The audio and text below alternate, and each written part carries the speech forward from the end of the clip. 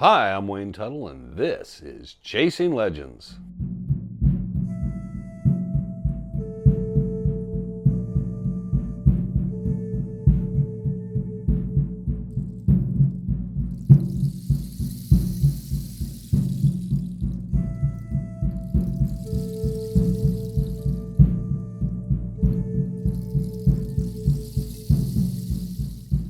Welcome back to Chasing Legends. I'm Wayne Tuttle, your host.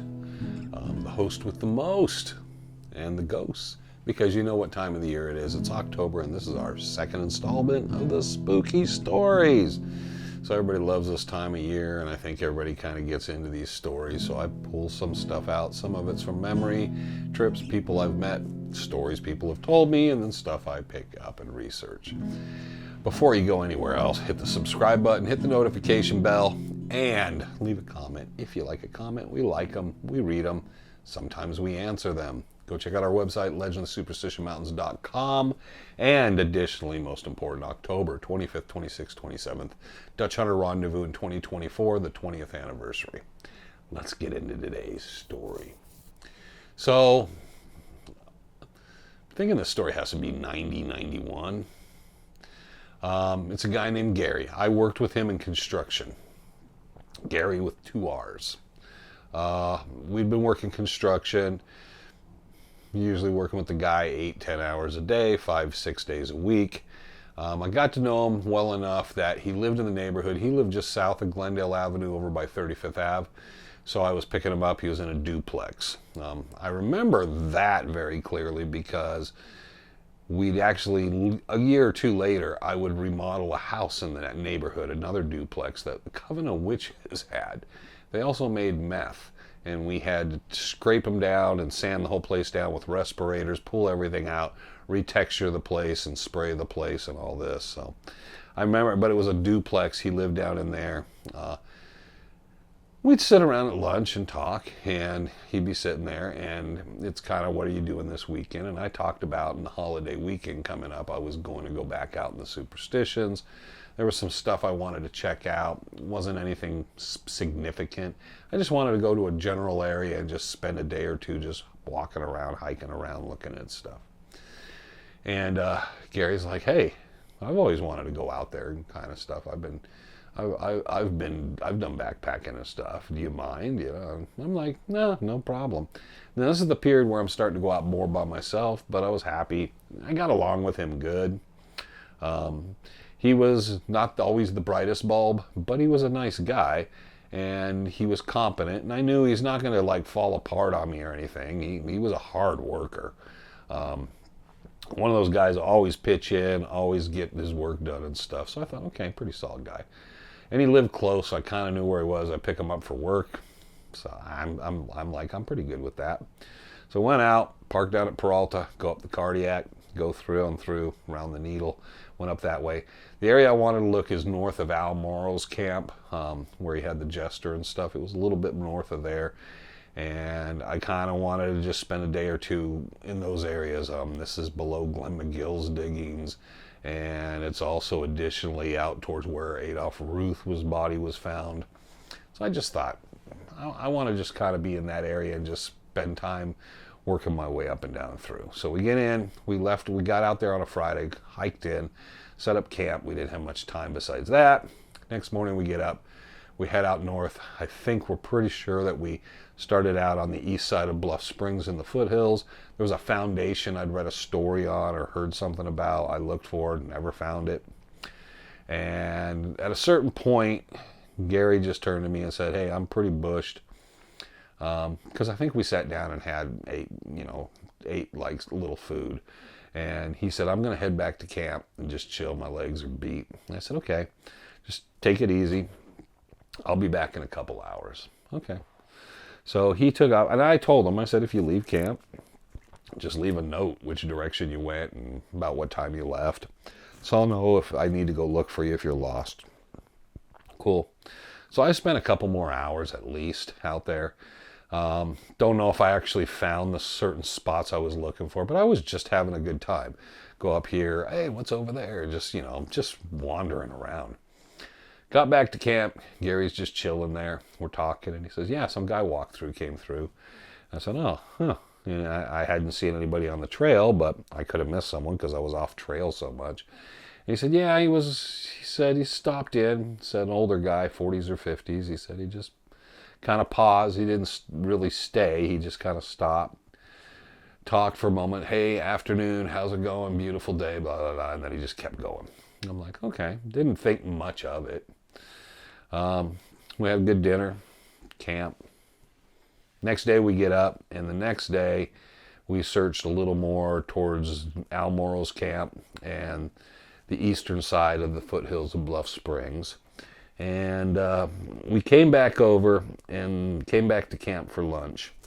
And my plan was to go kind of southwest then, cover that area, and then get some pictures of the areas we'd been in from a distance. So I had the ones where we were there and kind of get pictures from both sides.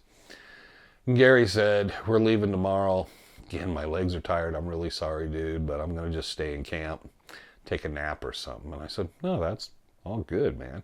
I said, I'm fine. And I kind of enjoyed it because I was getting to kind of go out and explore. We weren't like hanging tight too much. It was always some distance between us, but it was kind of nice because I'm out there with someone to talk to and stuff and all, but definitely not a headache. Definitely kind of nice, quiet, pleasant trip. And then I was getting my own time off on my own, doing my own thing where I didn't feel bad about dragging him through stuff at all. But nothing significant I found. I got back to camp.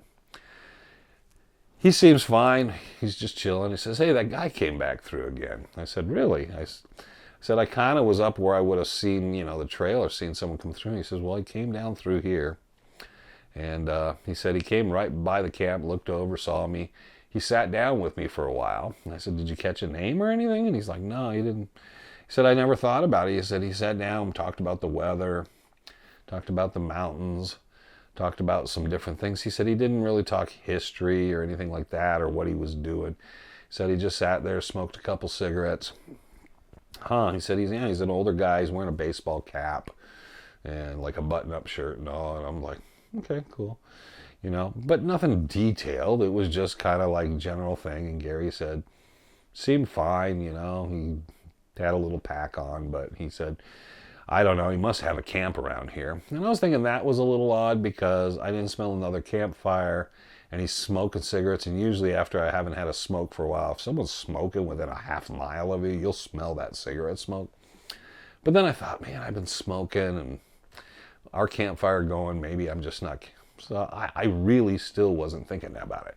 Now I would look back and think, was he running into Ed Buckwitz, who was out there? And I don't know if Ed was alive and really active in the area at that time, but I found out about Ed years later. And he was called Spook, that you'd see someone and he'd just disappear.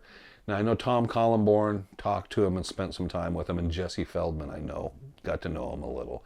But he was not very overly friendly, so who knows? But that's who I would have thought it was if I had that knowledge later. At this point, I'm really starting to get into the area where I'm starting to really look at the books and get beyond just go to that place. I'm starting to dig in deeper. So I didn't really know a ton, I knew where some camps and who had been in the area, but that was about it. So it's real general. But I thought we had a really great trip. That night we just kind of sat up and talked about what a good trip. And I told him, I was like, Gary, man, make another trip, man, no problem. It's been really cool and stuff. And he was like, yeah. And I thought, it's a easygoing guy. Worked out really good. Okay, I can see a future trip here, maybe taking off with this guy, because he held up well. He got tired, but it's not like we do a lot of walking on a construction site like out there. So the next morning we get up, do our, my traditional breakfast at that time was, the oatmeal packs and or cups of oatmeal and an apple or something. And then we started getting out. Well, for some reason, after 2 days, all that walking and then that night sleeping, which I probably didn't sleep good or slept wrong, I was kind of stiff and all. And I told Gary, get up the trail a little. You just keep your pace. I'll keep you within eyesight. If you think you're getting too far out, just sit out and wait and let me catch up. But I said, I'm going to take it real easy. till I get loosened up. I said the sun eventually will warm me up. I'll warm up and I'll get kicking, but it's going to be a while. So I said, don't wait for me. Cool. So we just start walking. And we're coming up around from the north side of Weaver's Needle on that backside, and what we call the Witch Rock. And someday I'll have to tell the story about the Witch Rock. So we're coming around that way, and I see Gary stops, and he looks over. And so I stop, because I'm like, okay, what's he looking at? What's he see? I'm looking at the sky. I don't see nothing. He starts walking. So we're just walking, and every once in a while he'll stop and start looking over at something. And then I'll see him point or something, and I think he's trying to show me something, so I'm looking out. And I'm far enough away I can't really yell, and we hadn't seen anybody on the trail at all. And I'm looking out, and I'm like, I don't know what he's trying to tell me or whatnot, but I'll ask him later when I catch up. We get all the way, we start dropping down, heading for Barks Canyon. We're doing the zigzags there. And again, every once in a while, he stops. And kind of where those boulders are that it winds around the rocks, he's pointing to the big rock outcroppings off to the side, and then up towards the formation where Geronimo's cave's on the other side. And I see him standing there and his hand moving, and I'm just like, man, that's weird. I don't know what he's, I'm looking and I don't see nothing, and but I'm taking pictures occasionally. He's standing there and I'm taking a picture thinking, okay, it'll be a cool picture of him standing out there about 40 yards away pointing up somewhere. So we get down through Barks Draw, and then I yelled at him because I was getting closer slowly, and coming downhill I was doing pretty good. And I kind of felt better, and I said, hey, Gary, let's chill out, man. Take a knee. Let's just sit down for a few and relax for about a half hour, and then we'll climb up and go out cardiac. So we're probably, I don't know, from that point, about an hour, maybe an hour before we're going to be out of there to the parking lot. So he sits down on one of the rocks under the trees. If you know the area, you know the area, in that draw across from the Peralta stone. He sits on one of those boulders in the shade. And I'm walking up, and I can hear him talking. And I'm looking at him, and he's turned his head to the left, and he's kind of over there. And, I see his head kind of at an angle, and he's talking and talking and talking. I'm thinking, okay, who's he talking to? He's talking to himself. And I walked up, and I jokingly say, hey, Gary, who are you talking to, man? Because I'm thinking maybe he's talking to me, and he's facing away, and he doesn't realize I can't hear what he's saying. And he sees me, and he kind of turns and looks at me. And he goes, what? And he turns to the left, and then he just kind of like looks around and looks at me and looks back left. And he's sitting there, and I can tell he's suddenly it's very awkward. And I'm thinking, oh, shit, man. He's just talking to himself. I'm thinking I embarrassed him or something. And he looks at me, and he goes, that guy. Where'd that guy go? And I said, what are you talking about, Gary? And he goes, the guy was sitting here. He said when we were coming up out of camp, he kind of ran across me back there. We've been on the trail. We've been walking together, talking. He's been talking about stuff and showing me stuff and talking all kinds of stuff all the way out. And I'm like, what are you talking about? I said, no, you've been in front of me the whole time. There's been nobody out here. And he keeps looking at me funny, and he's looking around, kind of that thing of like when you wake up and you're completely lost. I'm like, did he imagine? What the hell's going on? So I sit there, and I realize at a certain point, he argues a little, and then he realizes I'm just looking at him like there's nobody there. There's been nobody there. So he kind of just like quits talking about it. We hike out, pretty much stick together from then on. We get out to the car. We get in the car. Drove home. He's quiet. And I'm like, man, that's weird, because he's usually pretty talkative. And, I try to make some conversation, and he answers. He's not rude, but we get up. I drop him off. I say, hey, I'll catch you at work, tomorrow. Yeah, okay. Thanks for the trip. Great trip. Okay. So I go home. On the way home, it was a holiday. I couldn't drop it off the next day. I drop off the film, and to have it developed at, I think it was Walgreens probably. I don't think there was the photomat booths at that time, which they used to have those little booths where you could drop off your film and then come pick it up. But I'm not thinking much about any of it. And I didn't take a lot of pictures then, so I knew it was just one roll of film. I had to, when I got home, there's going to be a few odd pictures of the dog and stuff because I've just used the last few pictures up. So I get the film back, and I got double prints because I figured I'd give him a set of the stuff where we were, so he'd have something. Because I did that with Randy too. I'd give him and later the digital, just send Randy copies of everything. And so I go to work and I give him the pictures, and he's looking at the pictures, and he's being quiet, and he looks at me. He goes, "When did you take these? On the way in?" And I'm like, "No, that's on the way out." And he's looking at him, and he goes, "No." And I said, "Yeah, you can tell which direction you're walking." And he's like, "No." He said, "That guy was with me." He says, "I talked to that guy." And I said, "Okay, what did you guys talk about?" And he's like, "The guy was talking to me about some guy named Ed and some woman that had been over by Weaver's Needle, and he was telling me all this stuff like somebody had actually had this conversation." And I'm just looking at him like, okay, you kind of have, you're talking about stuff maybe we talked about. I don't know what exactly you're talking about, but there's no one there. And I was holding the photos. And other guys got interested too, because I was showing, "You're by yourself here. I saw you. You turned and pointed. I was going to ask you, what were you pointing at? What was it you were trying to get my attention about?" And he goes, No. That guy was showing me something. And he was, he was telling me about this and this. And, I can't remember all the exact conversation, but he was telling me what the guy had told him in those instances. And I'm like, "Gary, there's nobody there, man. There's not a mist. There's nothing. It's just you walking and talking and pointing." He didn't talk about it after that. He kind of got really quiet. But it was probably about in the next few months.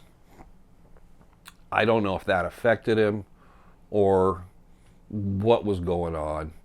We still got along fine. We didn't make any more trips. But he got the quirkiness got a little quirkier. And then he eventually just I remember one day to pick him up from work. And he just, he didn't want to go to work. I said, "Okay, you're not feeling good?" Because I'll tell him you're not feeling good today. And he's like, "No, I just don't think I should work today." And he didn't really have an excuse. It was just kind of a weird conversation. It's like, "Okay, Gary, well, fine."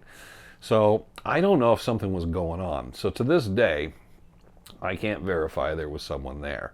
I can't verify that he didn't read something, or all the conversations we had sitting around in camp, he didn't pick up a lot of information and was kind of checking things out. I can't verify that he saw someone go through. But according to Gary, there was an older guy, 40s or 50s, in a baseball cap. And there were a lot of guys who wore baseball caps. Ed Piper was back in there in a baseball cap. Al Morrow would wear a baseball cap. Ed Buckwitz, Spook, would wear a baseball cap. But I think Ed might have been alive at that time. But it was very strange. It was a very odd story. I can't confirm, deny it.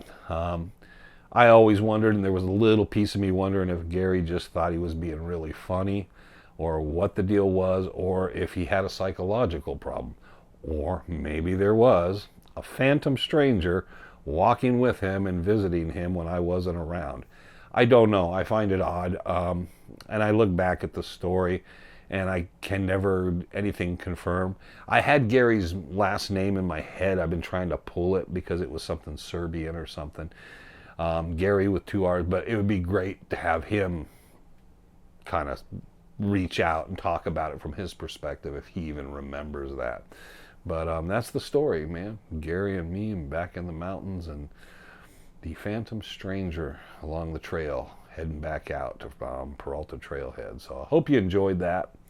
Kind of a mysterious story. And again, one of those stories I never, I know there's those little ghost stories about people being visited by people, but he never gave me anything confirmation of who it could have been or what it could have been. So who knows what it is. And like I said, it could have just been Gary's overactive imagination back in the mountains, just walking by himself, because it appeared this only happened when he was by himself. So you go figure it out. Whatever you want to believe is fine. I was fine with whatever Gary believes. Somewhere I got the picture still, but they do you no good because they just show Gary standing down the trail pointing, off in the distance. So there's not much you can do with that. So there you go. Hope everybody's having a great October. Hope everybody's looking forward to the rendezvous the 25th, 26th, 27th and enjoying our Spooky Fest Halloween October stories this year. We will catch you coming around the next time. Until then, have a great time, and always remember, I'm Wayne Tuttle, you're not, and this was Chasing Legends.